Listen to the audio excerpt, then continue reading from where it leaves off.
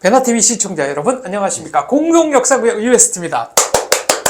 네, 이웅길님 모셨습니다. 안녕하십니까. 네. 자, 오늘은 이제 45년 8월 15일부터 48년 대한민국의 건국, 그리고 북한이 이제 공식적으로 9월에 건국했다고 자기들이 주장을 하잖아요. 예, 1948년 9월 9일이 조선민주주의인민공화국 창건. 요거의 허구성을 한번 밝혀보는 그런 시간이 그렇죠. 되겠습니다. 북한에서는 전혀 몰랐던 사실인 거죠. 북한에서는 제가 알기로는 이렇게 가르칩니다.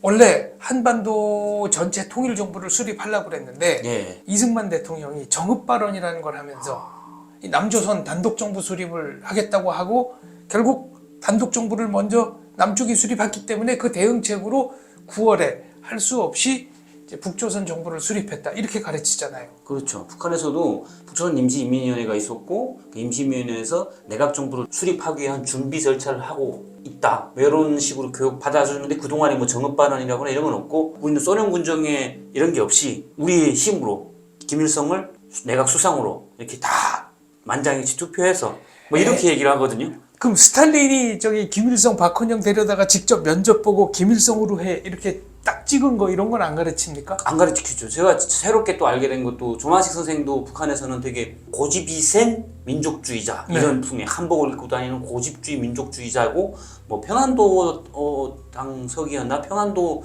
민위원장이었나 했어요. 조선민주당. 예. 네. 근데 그분이 거기서 또 실각을 하는 그런 것도 보여주면서 여기 와서 보니까 그분이 실집 반탁을 했었고 그렇죠. 반탁주의자였고 그러니까 절대 이게 신탁 통치를 반대했었고 또 일제 강점기에도 조선인들 군인 징명도 막 한사코 반대했었어 또 구금도 되셨던 분이더라고. 대단하신 분인데 김일성은 그분을 아예 그냥 어른처럼 모시다가 갑자기 그냥 연금했어요. 그 장면이 살짝 나오거든요. 네, 평양에 연금해놓고. 네, 조만식 선생도 김일성을 인정했다. 네. 뭐 이런 식으로. 그리고 김구 선생도 뭐 김일성을 인정하고 막 옥새도 바친다. 지난전에도 얘기했지만 그런 식으로 해서 이게 모든 남북이 합쳐서 김일성을 수반으로 하려고 했는데 이승만은 미국의 힘을 빌어서 남조선을 불법으로 이렇게 선거를 해서 이렇게 했다. 그러니까 남쪽은 일제의 조선 총독부 자리를 미군정이 대신했고 예. 북쪽은 자기들이 자체 힘으로 해방했다. 그렇죠. 소련 군정 얘기는 전혀 안 합니다. 전혀 안 합니다. 소련 군정은 그냥 북한 정권을 돕기 위한 왜 있었는지 왜 있었다고 하는지 그것도 잘 안 나오거든요. 아니 레베데프 비망록, 뭐 슈치코프 일기 이런 게 나중에 발굴이 됐는데 네. 거기 보면 소련의 장성들이 그냥 김일성 꼭두각시처럼 그렇죠. 이거 해 저거 해 지시하는 게 다 나와요. 근데 그런 거는 하나도 안 가르친다는 거죠. 예. 지난 시간에 저희가 이제 김규식의 방북 여기에 대해서 잠깐 얘기했는데 북한에서는 이걸 어떻게 가르친다고요? 그러니까 뭐 영화에서 나오다시피 여운형 선생이 온 건 뭐 민족의 햇빛이 그리워라고 드라마로 나오고 딸들을 나중에 결국 김일성한테 맡겨달라 자기의 죽음을 암시하고 남조선 해방을 위해서 그러니까 김일성 공산당에 의한 남조선 해방을 위하여 임무받고 간다 남쪽으로 자기는 죽을 각오를 하고 한다. 결국 간첩이라는 거죠. 아 몽양 여운용은 그런 인물이다. 그렇게 만들고 북에서 가르치는 그리고 게 백범 김구 선생도 똑같이 만들어요. 가서 남조선 인사들을 설득해서 김일성 수령님을 수상님을 우리 조선의 인민들의 염원을 모아서 한반도의 수상으로 모시자 하고 백범 김구 선생 나무라고 하는데 한사코 나무로 갔다 결국 암살되었다 이렇게 나오니까 아무 영화인데 진짜 암살이 되었더라고. 그래가지고 진짜 북한에서 배워준 게 어느 정도 맞나 보다 이렇게 생각을 했거든요. 근데 또 맞는 게 어떻게 보면 그 두 사람이 와서 남한에 있는 남노당 출신들이라든가 이런 사람들하고 손을 잡고 진짜 아예 그냥 이승만 정권을 뭐 탄핵을 한다거나 이렇게 해서 김일성에 의한 이렇게 또 무력으로 침략하는데 당시 아마 김구 선생도 갔다 와 보고 북한이 침략할 수 없을 것 같다 이렇게 얘기했다고 알고 있거든요. 북한이 남침할 가능성은 없다. 뭐 이런 식으로 얘기를 김대중 했는데 선생이 북한이 핵을 개발할 수는 없다. 이 말에 대해 책임지다. 똑같은 말인데 김구 선생이 그렇게 얘기했으면 북한이 전쟁을 일으키지 말아야 되잖아요. 이미 북한은 그때 전쟁 준비를 다 하고 있었다. 네, 끝났어요. 다 보고 왔어요. 네. 그래서 탱크 다 들어와 있었고. 류여만 공사라고 김구 선생 아들의 친구죠. 네. 지금 자유중국의 이제 외교관인데 이분을 만나서는 전쟁 곧 날 건데 전쟁 나면 남쪽이 북한을 이길 가능성은 없다. 근데 이 부분에 대해서 통일될 거다라고 얘기를 한 게 기록에 나와요. 근데 기록을 국민들은 모르는 겁니다. 류여만 보고서라는데 다 공개가 돼 있습니다. 이걸 모든 국민들이 알아야 되는데 난 모르는 게 좀 안타까워요. 왜냐면 다 배운 다음에 뭐 김구 선생이냐 이승만 그렇게 할 수도 있고 또 독립운동을 하는 건 또 아예 빼놓을 수도 없는 거지만 정확하게 이 사람이 어떤 독립운동을 어떻게 했는지 그리고 왜 감옥에 갔었는지 이승만은 또 왜 감옥에 갔었는지 이걸 보면 알거든요. 이승만은 내란죄 고종 폐위하려다가 결국은 그렇죠. 감옥에 간 거고 김구는 사람을 죽인 거잖아요.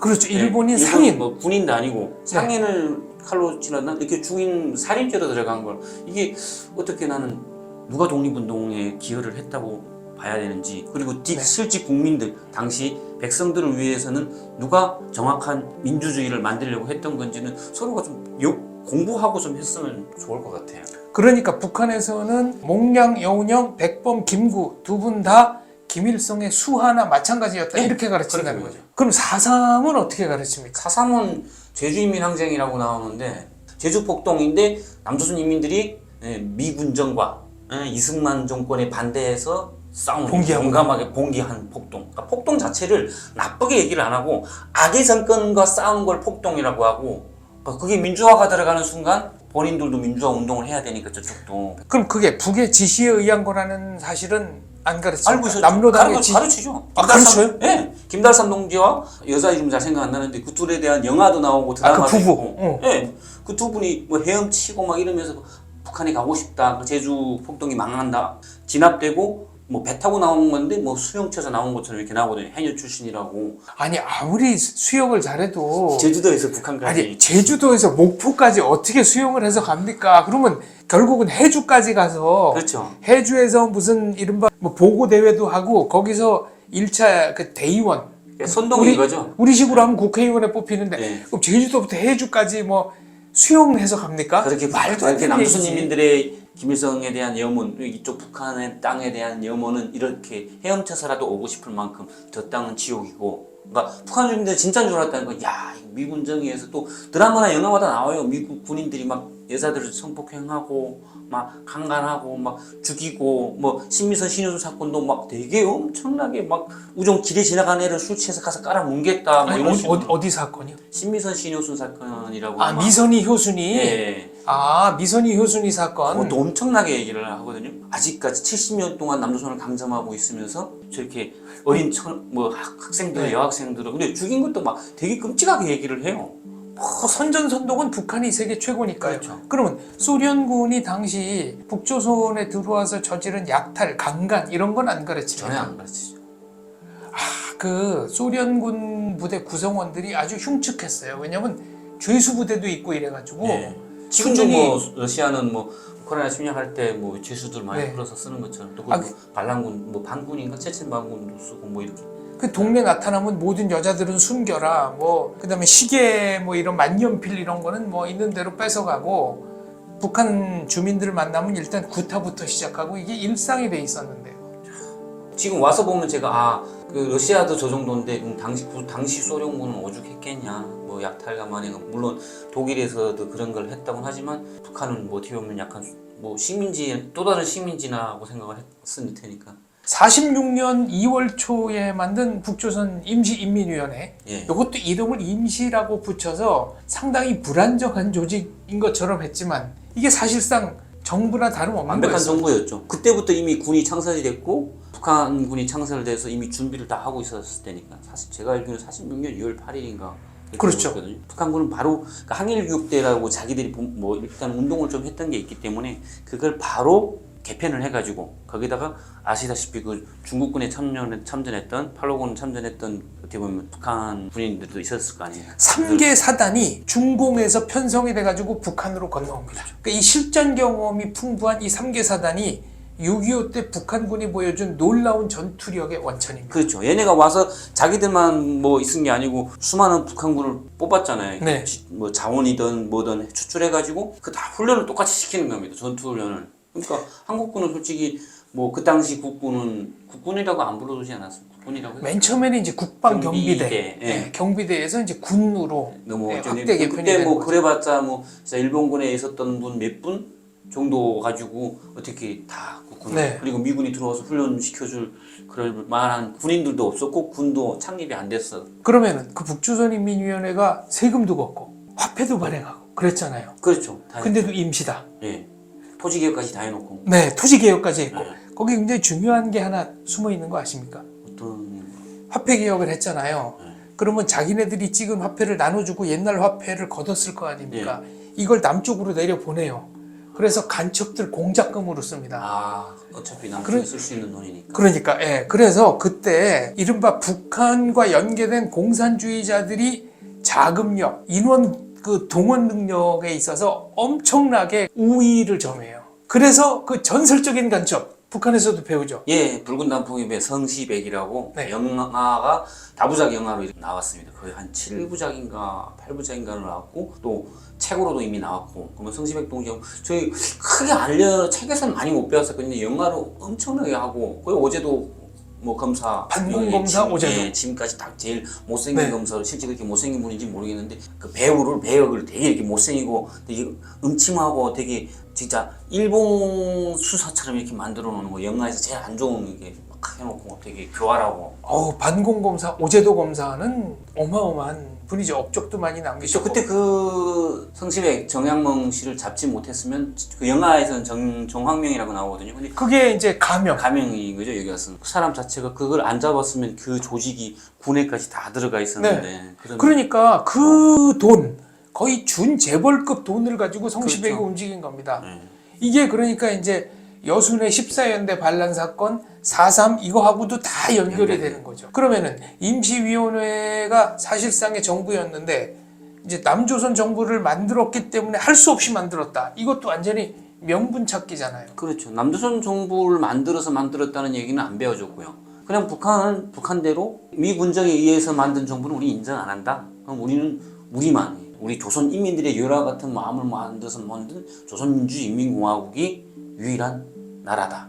한반도의 유일한 나라다. 이렇게 만들어 놓은 거죠. 그럼 대한민국 정부가 수립되었다. 이것도 안 가르칩니다. 안 가르치죠. 대한민국이라는 나라 이름을 몰랐다니까요. 아니 그러면 뭐라고 가르쳐요? 48년에 남쪽에서 48년에 정부를 만들었다? 미 군정에 의해서 단독으로 정부를 만들었다. 이렇게 얘기했지 대한민국이란 말을 안 해주고 그냥 우리는 배우길 그냥 남조선인 거죠. 그러다 나니까 뭐 태극기가 있는지도 모르고 뭐 태극기가 원래 우리나라 깃발이었는데 대한제국부터 시작해서 우리나라 깃발이었는데 그것도 안 알려주고 그냥 인공기가 난 원래 인공기가 있었던 줄 알았어요. 그럼 김일성이 처음에 러시아에서 진지첸이라는 중국식 이름 쓰다가 이제 김일성이라는 이름을 썼죠. 그리고 대위였나 그랬잖아요. 그리고 북한에 처음 들어왔을 때 태극기 썼습니다. 이거는 그것도 안 안 가르쳐요? 알려줬죠. 영화나 이런 옛날 이런 영상 자막이 있다 하면 그건 다 가려버리고 지워버리다 나니까 또 그런 것도 잘합니다. 합성. 그러니까 전혀 못 봤거든요. 그러니까 태극기를 본 적도 없었고 봤으면 저희는 저 어디 깃발이지? 뭐 러시아 깃발은 알고 할 테니까. 근데 전혀 본 기억도 없을 정도면 아예 그냥 삭제를 해버리는 거죠. 뭐 허가이라든가 조만식 선생이 있었다면 그것도 모두 다 삭제. 김원봉도 삭제시키거든요. 그러면 조만식, 허가이, 김원봉, 박헌영 이런 분들의 한 명도 없어요. 사진이 없어요. 이름만 있고. 이름만 있고. 이름도 김원봉은 이름이 없고 조만식도 잠깐 영화에 나온 정도였고 고집스런 민족주의자 이 정도였고 얼굴은 모르고.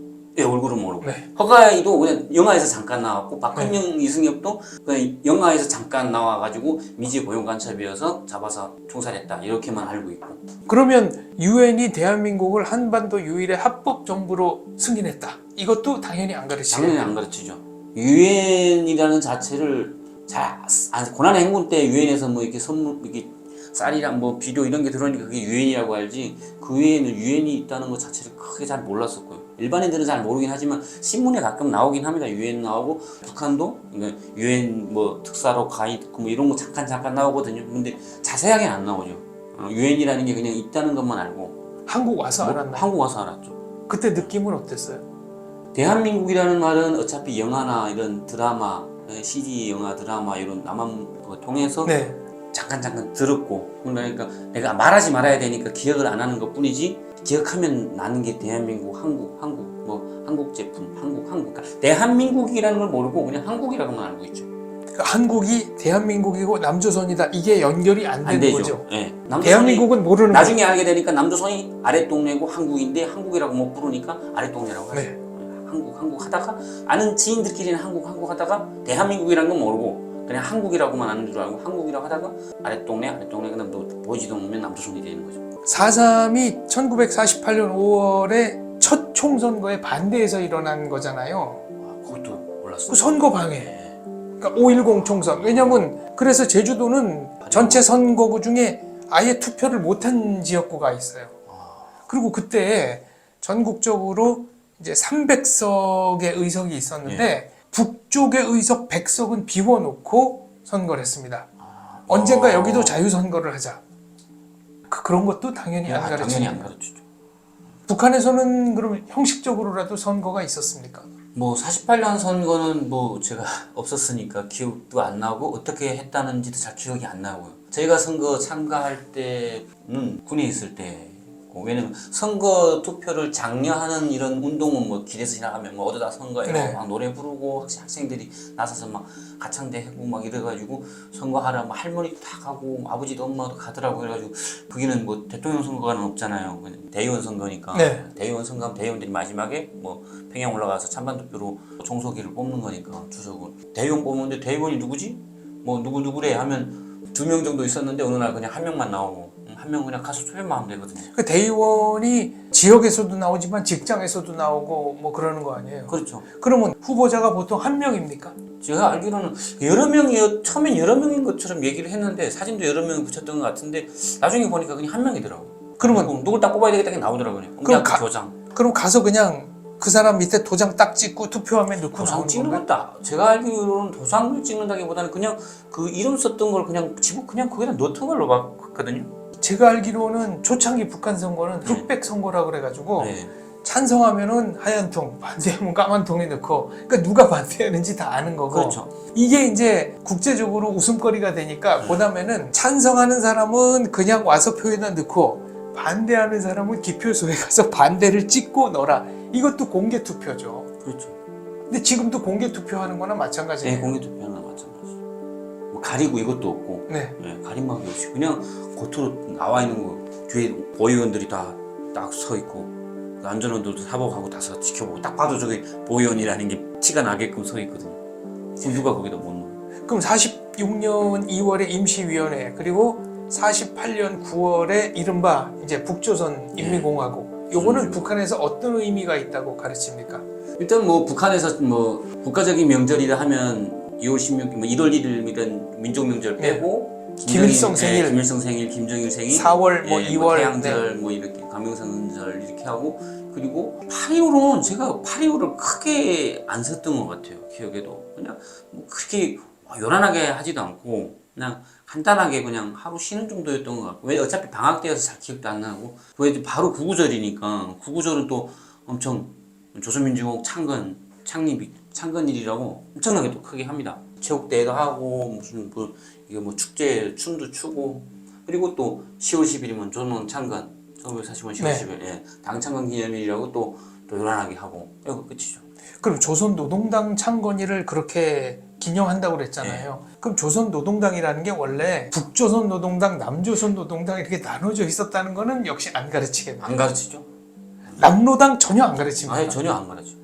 박헌영, 이승엽은 가르친다고. 박헌영, 이승엽은 미제 고정간첩이라고 하지. 남쪽에서 해방 외전 때 독립운동 하다가 독립이 되자 미군정의 뭐 유혹에 넘어가 뭐 이렇게 하면서 미제가 심어놓은 고정간첩이었다. 이렇게 하지. 남조선 노동당이라는 자체를 그러니까 남조선 혁명운동을 하는 사람, 해방운동 하는 사람 이 정도만 얘기를 하고 그러니까 이후에 또 말씀드리겠지만 그 김종태 정기관 총장이랑 평양에 있다시피 그런 쪽으로 많이 남조선 해방 운동을 했던 분들 실제 보면 거의 간첩이죠. 네, 그런 사람. 그러니까 김종태 옛날에 저기 무슨 뭐 인혁당, 민혁당, 난민전 뭐 이렇게 쭉 이게 이어지는 다 북한의 지도에 의해서가 아니고 네. 자발적으로 그들이 남조선 해방을 하기 위해서 싸우는 사람들 이런 식으로.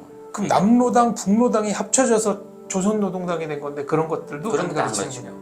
임수경이랑 올 때는 저는 전대협 뭐 이걸 잘 모르고 남조선 해방운동을 위해서 싸우는 사람들이구나. 네. 네, 민주노총, 전대협, 그다음에 정교조 이 하도 신문에 나와서 이름 다 기억했어요 지금. 정교조 이수호 위원장, 뭐 민주노총 단병호 위원장, 이 사람들은 대단한 사람들. 그 정말 이름 제가 많이 기억을 했어요. 이야, 아니 북한에서 얼마나 많이 보도를 했으면 입에 이름이 이렇게 보도하기보다는 뺐나요? 신문을 좋아했으니까 지금 노동신문을 많이 봅니다. 보면 속지를 항상 받아요. 그때 종이 재미가 없거든요. 네. 김일성한테 누가 한을 보내오고 무슨 네. 현지 지도의 길을 가시고 어디를 가시고 항상 똑같은 거니까 번져버려요. 그냥 첫 장 번져버리고 김일성 김정일 사진만 빼고 나머지는 그냥 화장실 가는 휴식 종이가 되고 속지는 또 담배 말아 피우고 좀 미안하다고 그 속지는 열심히 보면 저 남조선 뭐 팀스피드 합동문사 연습 뭐 미국가 이거 하면 그게 뭐지 울지 포커스 랜드 이거 연습 그다음에 또 뭐 을지 포커스 뭐 다 네. 나옵니다 지금. 쫙 나오거든요. 그럼 안쪽에 보면 민주노총 뭐 이렇게 데모 하는 거 있잖아요. 네. 막 최루탄 쏘고 막 던지고 그거 다 보여주거든요. 다 보여주면 와 던질 수 있네. 여기는 던져도 안 잡아가네. 그러니까요. 그게 생각이 나는 야, 저 던질 수 있네 이 생각이 먼저 그냥 감각적으로 던질 수 있구나. 그럼 나중에 찌그레가 좀 더 자랐으면 아마 거기서 던졌겠죠. 네. 던지고 싶었죠. 왜냐면 폭정에 반대해 싸운다면서 북한 폭정이지 그것도 3대를 이러면서 그걸 보면서 저는 그게 막 미제와 그 미국 문화원에 불을 지르고 막 이게 엄청난 대단하게 싸움이라고 북한에서 얘기를 하는데 얼마나 사람들이 억압에 쌓였으면 저러겠냐. 근데 던지는 거랑 저 불이랑 많은가 보다. 그래도 기름도 많고 네. 기름에 물 붙이고 저 병 하나면 북한에서는 국수 한 그릇 얻어 먹을 수 있는데 바꿀 수 있는데 병도 막 가까운 거 버리고 옷도 보니까 막 이상한 옷들이 많고 네. 머리도 막 장발이고 막 삐까 번쩍하고 막 의리의리하구나.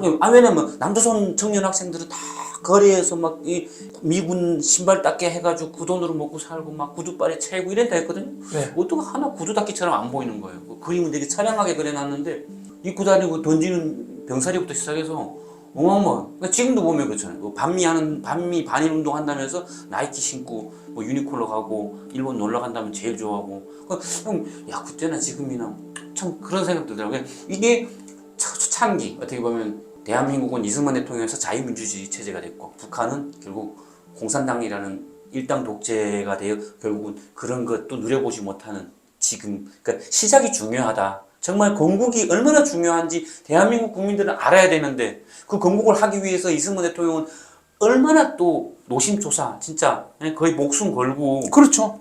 싸웠잖아요. 싸워서 진압한 거 진압하고 싸워서라도 일단 공산당의 그걸 막았잖아요. 그렇습니다. 대단한 지금 제가 뭐 하나님 믿지만 어떻게 정말 대한민국을 사랑하시면 그 이승만이라는 사람을 보내서 미국까지도 등에 업게 만들어서 결국은 대한민국을 지켜냈을 그러니까 건국 시작을 어떻게 지켜줬을까 참 감사한 거죠. 네. 북한은 그게 없었고.